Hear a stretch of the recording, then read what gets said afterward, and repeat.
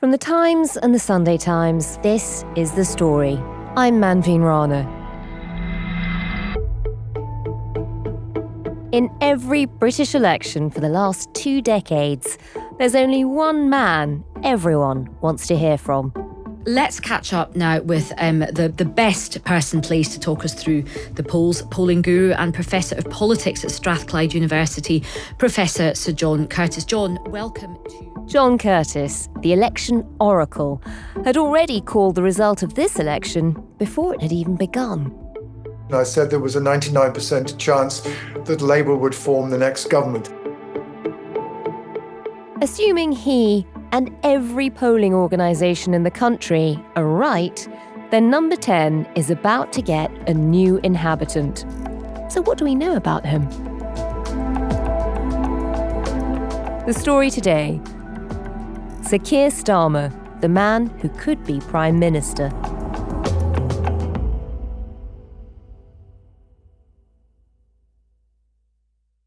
My name is Gabriel Pogrund. I am Whitehall editor of the Sunday Times. I co-wrote with my Times colleague Patrick Maguire Left Out, the inside story of Labour under Corbyn, and we're in the process of writing Get In, which doesn't yet have a strapline, but will tell the story of how Keir Starmer took the Labour Party from the doldrums of defeat to the precipice of power, and possibly into down history as well. Excellent timing.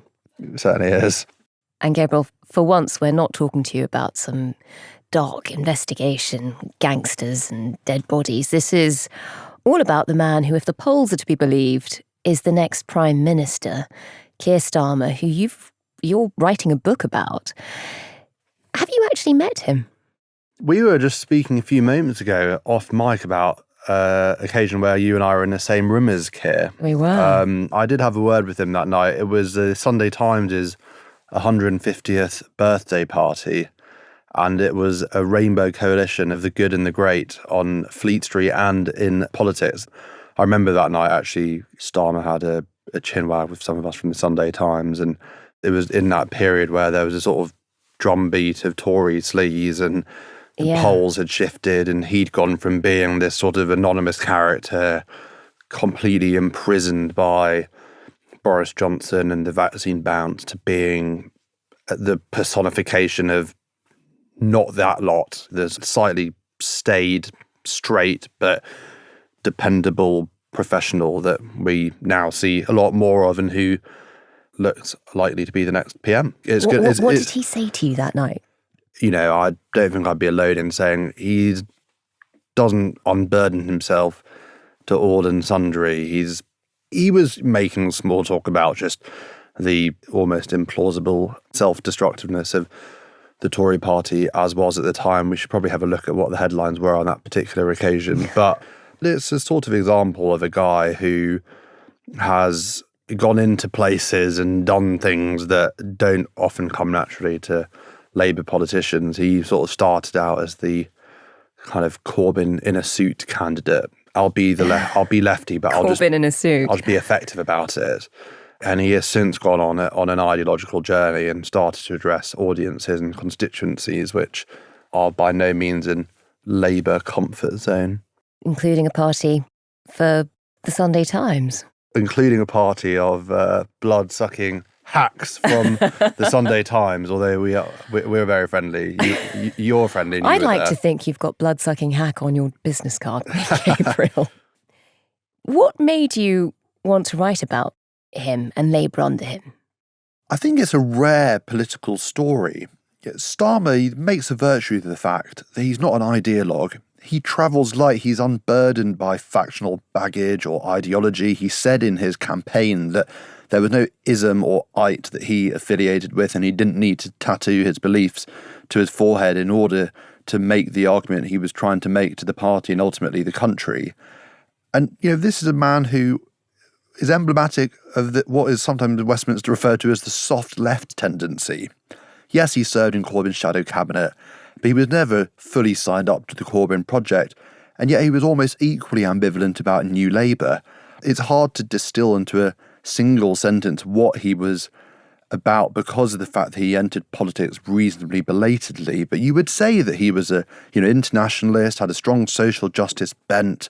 He was definitely comfortable speaking to the grassroots about freedom of movement, extolling the virtues of the EU. He had that lawyerly approach towards the Brexit issue, sort of subjecting the question to these legalistic tests that he'd pioneered. But since then, he has gone on a much sharper, harder political course.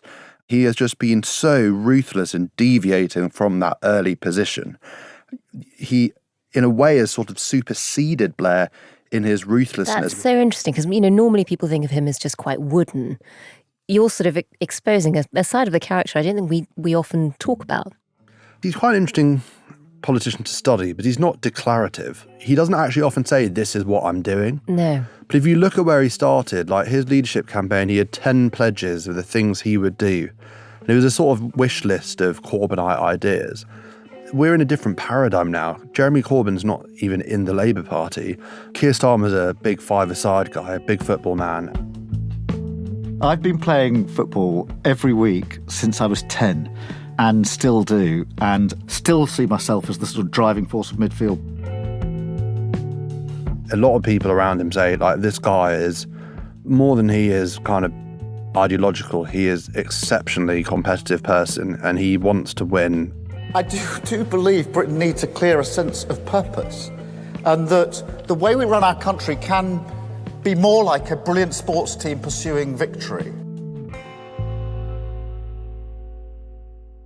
Because a lot of people do say Keir's long wanted to be Prime Minister. And when he came into Parliament in 2015... Tell me about that, because, unless something very dramatic happens in the next few weeks, it does look like he's set to be in Downing Street in July. Is that something he's always wanted? Why does he want the job?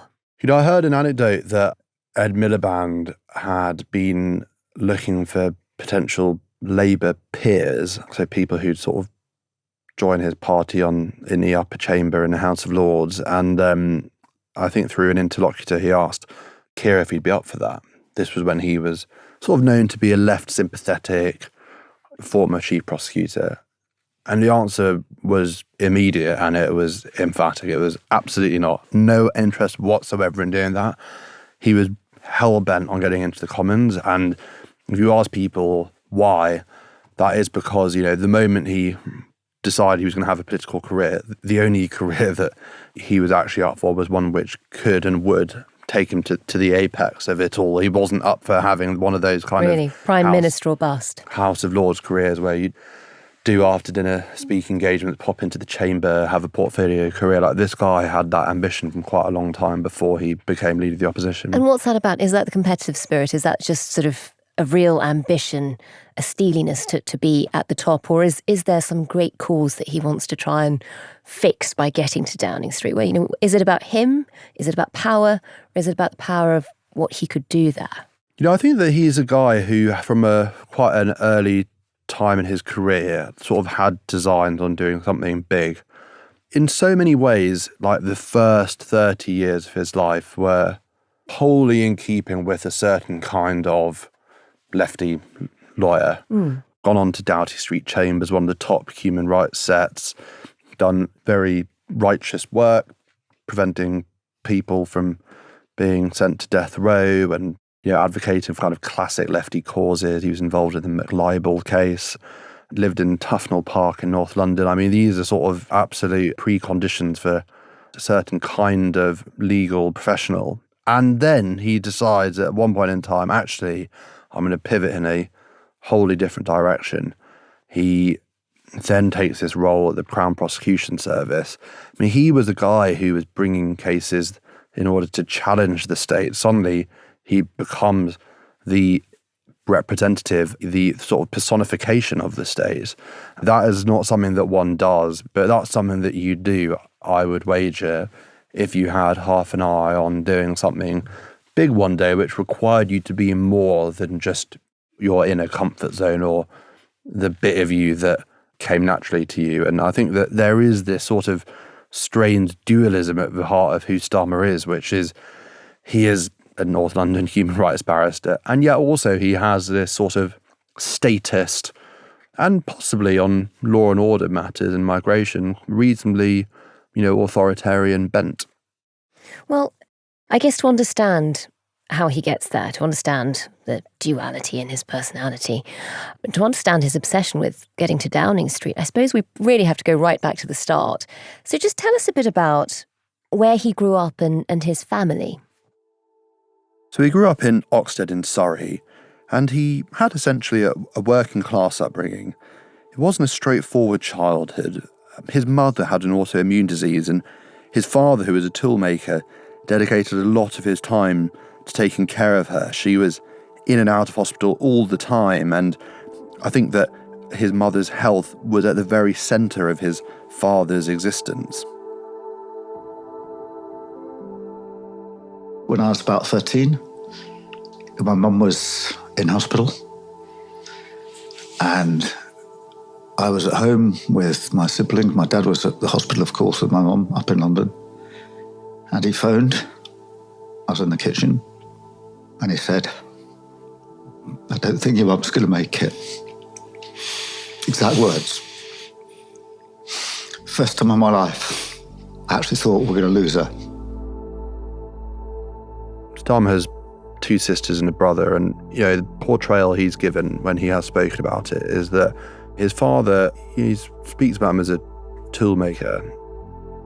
He was a working man, proud. He was a toolmaker. He would have liked to have gone to university. He really would have liked to have gone to university. But he didn't have the money.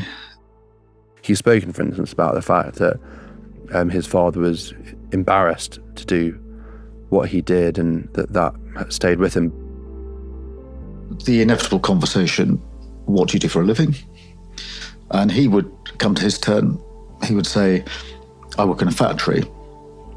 And for my dad, there was a gap in the conversation at that point where nobody knew what to say. And that made him feel that he was disrespected, he wasn't valued. And he hated it. And it ate away at him. That relationship with his father does seem to form a lot of his sort of view of the world.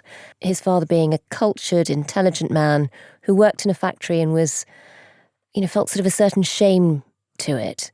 I know in some interviews he said, for example, that he'd never even seen an office. He'd never been into an office until after university. That wasn't the sort of profession he was even aware of around him. And that sort of sense of shame too. I mean, how much has that shaped his politics? I mean, there's definitely the sort of diffidence and, I don't want to say awkwardness, but he's not a, I don't think he's a sort of barrel of laughs or a wise-cracking character. It's not to say he doesn't have friends, but, people around him say he's got this sort of blokey side that comes out on the five-a-side pitch. It might be that his temperament was moulded by some less than straightforward circumstances growing up.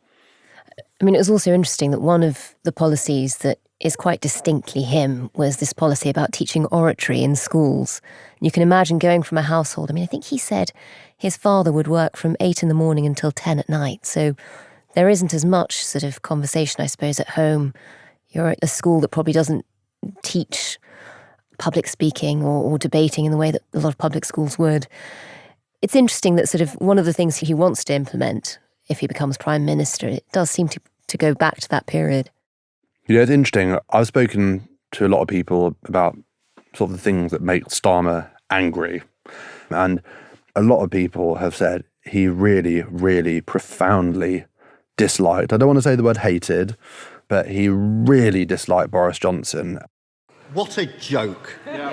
Even now, as the latest mealy-mouthed apology stumbles out of one side of his mouth, a new set of deflections and distortions pour from the other.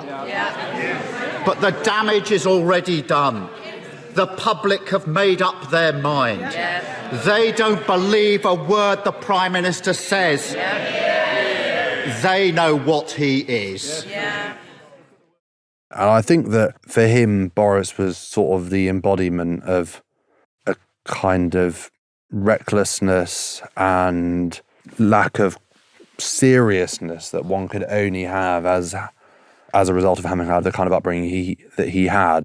He gets to university, which is quite unusual in his family. It must have been a real moment.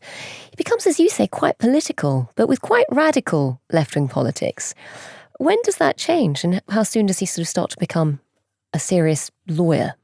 So Keir Starmer's an oddity in terms of putative prime ministers. He didn't go to Oxford as an undergraduate. He went to Leeds, studied law, and I think you would have to say that his time with Socialist Alternatives, a Trotskyist magazine, was more than a flirtation. I mean, he was absolutely aligned with a lot of the kind of classic left-wing causes in that era, miners' strike, pickets at Wapping.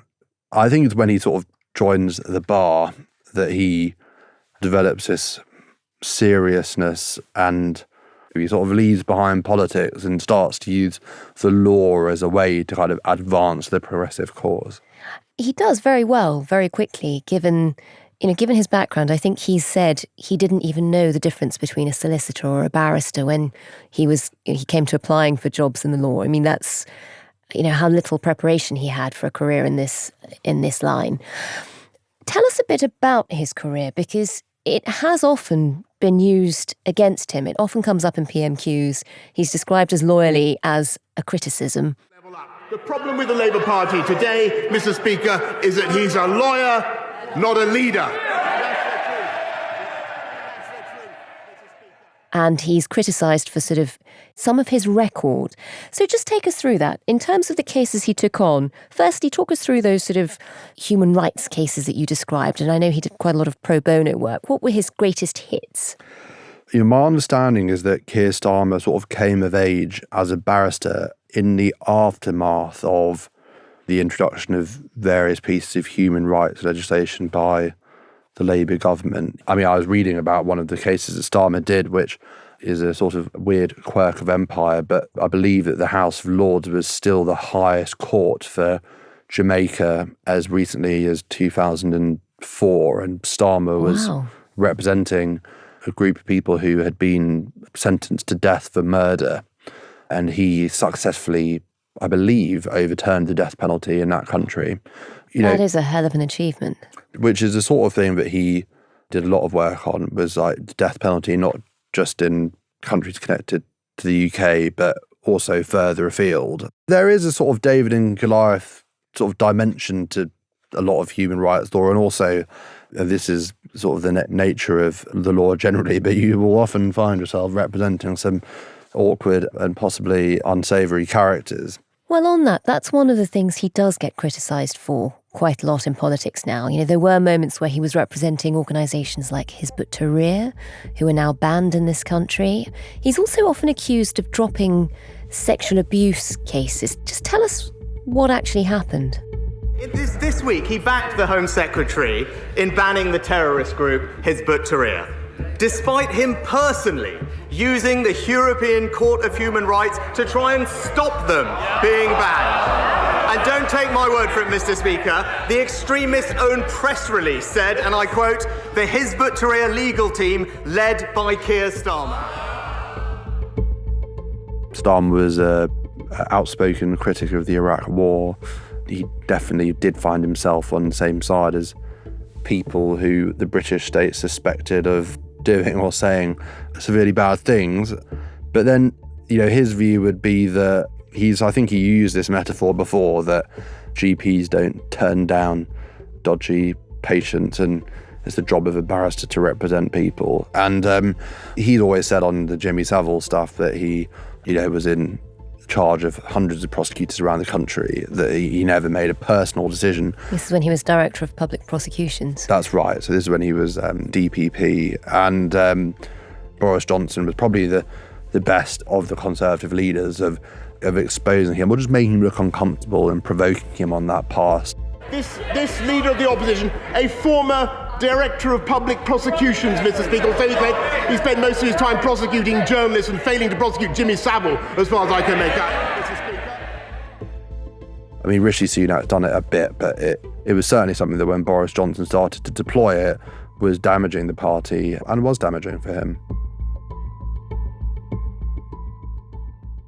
Gabriel, if the polls are to be believed, in a few weeks' time, Keir Starmer will be taking up residence in number 10, and he won't be alone. Along the way, whilst embarking on a legal career, he gets married. Tell us a bit about his wife. Victoria Starmer, she was a solicitor herself at the time that they met. In terms of his political story, I think that there's no doubt that kind of an interesting feature is that she is Jewish and they have raised their kids in, the Jewish tradition, and she's a member of a shul, of a synagogue in St. John's Wood. But there's no doubt that one of the sort of features of Starmer's story and his transition away from the left was his kind of deep conviction on the question of anti-Semitism. My wife's father is Jewish, his family are Jewish. They came from Poland, and my wife's mum converted when they got married. So there is a long tradition, family, religion and faith there. We observe some of the practices, for example, Friday night prayers. And I think he's seen that as a way of making sure that he is emotionally present and available at one time in the sort of inevitably congested political week. And I imagine that is at least partially informed by his family, and that plays a big and decisive role in his transition away from the left. I mean, his suspension of Jeremy Corbyn actually came months before he changed direction politically more broadly. Take us into that. Given that he has this visceral hatred of anti-Semitism, something he is deeply uncomfortable about, quite rightly, he does end up in a Labour Party run by Jeremy Corbyn where there are lots of accusations that anti-Semitism is rife. What was that period like for him? Take a look at Shadow Cabinet now. I mean, it's populated by people like Rachel Reeves. She immediately, when Corbyn was elected, said she would not serve under this man. And it wasn't just because of anti-Semitism, but on the basis of his whole politics, she was unable to serve. I mean, Starmer, I think, we talked about his ambition and his desire to bring Labour back into government and back into service, as he characterises it, made the assessment that he had to take the offer up to be part of that shadow cabinet project. It's an unusual thing to do, and it's an unusual thing to be offered as well, only weeks after he'd been elected to the Commons. Entirely new to Westminster. Completely new to Westminster. But I think he sort of cottoned on quite quickly to the idea that, as a result of these reforms introduced by Ed Miliband, Labour members elected the leader, and Labour members were very positively disposed towards Corbyn and Corbynism. So he thought, I need to be part of that. And, I've spoken to people who've said that when anti-Semitism really started to emerge as an issue, he was constantly sort of struggling with what he should do and whether he could stay, whether he should stay, whether it was actually perversely right to stay the course, if that gave him the greatest chance of ushering the party in a different direction thereafter. He made a decision early on that on that issue as leader, he had to be as unequivocal and ruthless as possible. His instinct was, I'm now a leader. I couldn't do this when I was in the shadow cabinet, but there's only one course for me to chart now, and that is, absolute and total repudiation of what Corbyn is saying and doing. And Starmer got to the point where he realised, if I'm going to try and demonstrate to the country how much I object to this, but also try to demonstrate to them who I am and what I'm about, there are not going to be many more vivid ways of doing it than by actually sending Corbyn into the wilderness. And he goes about transforming the Labour Party, trying to bring it together under a very different umbrella to where it had been. Corbyn isn't the only person who ends up getting booted out. There is a sort of pattern of Starmer demonstrating in bold terms what he is prepared to do to win power and win over the people who have not supported Labour at the last 3 or 4 elections. For that very reason, it's sort of illustrative of how far Starmer has been willing to go to, in his mind, show that Labour is not what it used to be.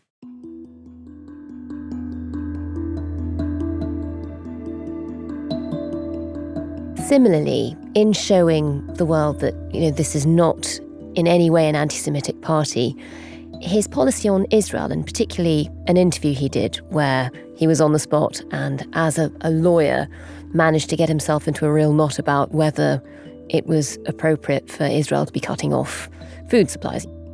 I'm very clear. Israel does have that right to defend herself, and Hamas bears responsibility. A siege is appropriate? Cutting off power, cutting off water? Well, I think that Israel does have that right. It is an ongoing situation. Things which would be clearly against international law, and as a lawyer he seemed to struggle with it because he was clearly sort of still trying to distance himself from anything that might be seen as anti-Semitic.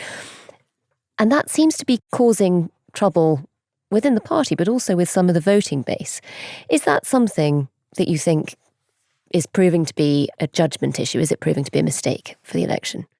I think that in his mind, it's very easy to go back to the comfort zone of appeasing members.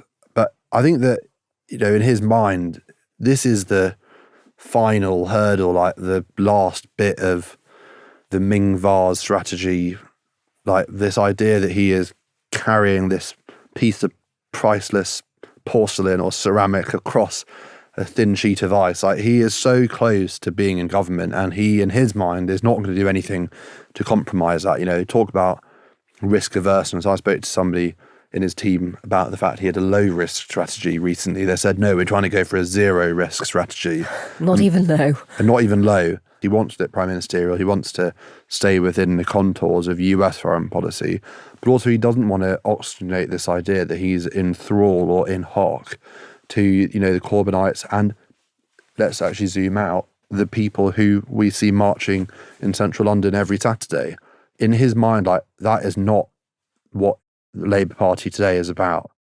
And if all of this is about just getting that Ming vase to the other side, just crossing the line, getting to number 10, what does he want to do when he's there? I mean, what does he actually believe in? This is like the $64,000 question. And we obviously have to ask everybody what the answer is, because we know what he doesn't believe in and we know what he isn't. We've heard it repeatedly that he's not going to tattoo his beliefs onto his head. But then what are they? I've heard two attempts at this answer, which at different times have sort of seemed to do a good job of getting to the point. I think Paul Mason, he sort of was one of the lefties that Starmer surrounded himself with around the time of his leadership campaign. And I think that he said that Starmer's not a guy who sort of has a big vision or manifesto in his mind, but he's not somebody who can sort of look at an injustice or see something wrong happening and just walk on by. I think that is probably a slightly moralistic and inevitably biased characterization of it, but I think there's something to it. And the other thing is, Starmer doesn't have this idea of the future and this vision of what Britain's AI-infused second half of the 21st century is going to be. He just wants to fix the stuff that's gone wrong. He sort of has this idea in his mind that the best he can do is actually just fix all the stuff that is broken. And I don't think he'll ever be able to say, where he fits along the sort of social democratic tradition. He's not someone who's even that interested in that sort of thing. Is he a socialist? Is he a socialist? I mean, he says he is. How are we defining socialist? I think he's much more now in the sort of social democrat than democratic socialist tradition. It is not necessarily easy to distinguish, but I mean, this is a guy who is, much more invested in sort of the real world, as he would see it, questions of how to improve what we have, rather than ushering in a new Jerusalem. Yeah, I spoke just to make things work. I spoke to someone in Labour's campaign who said that the amount of voter cynicism has never been higher.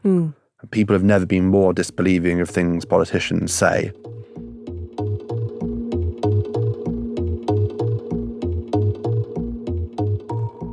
And finally, Gabriel, you've looked at him more closely than most people do in researching this book.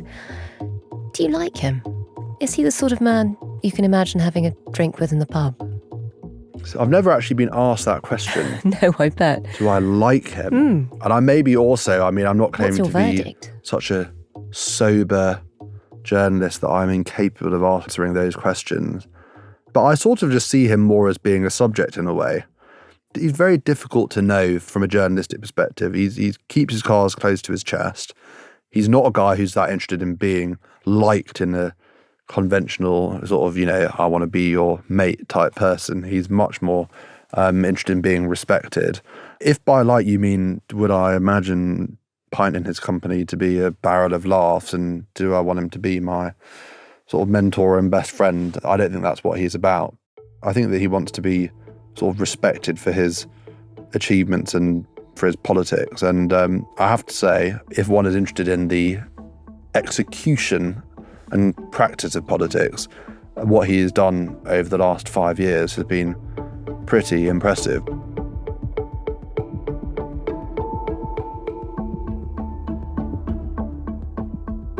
That was one of our resident Starmer watchers, the Whitehall editor for the Sunday Times, Gabriel Pogrund.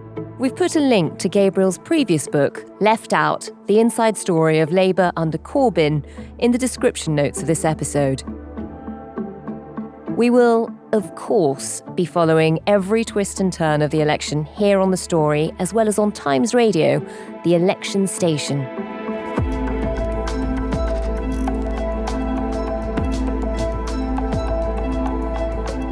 The producer today was Edward Drummond, the executive producer was Fiona Leach, and sound design and theme composition were by Mal Lassetto.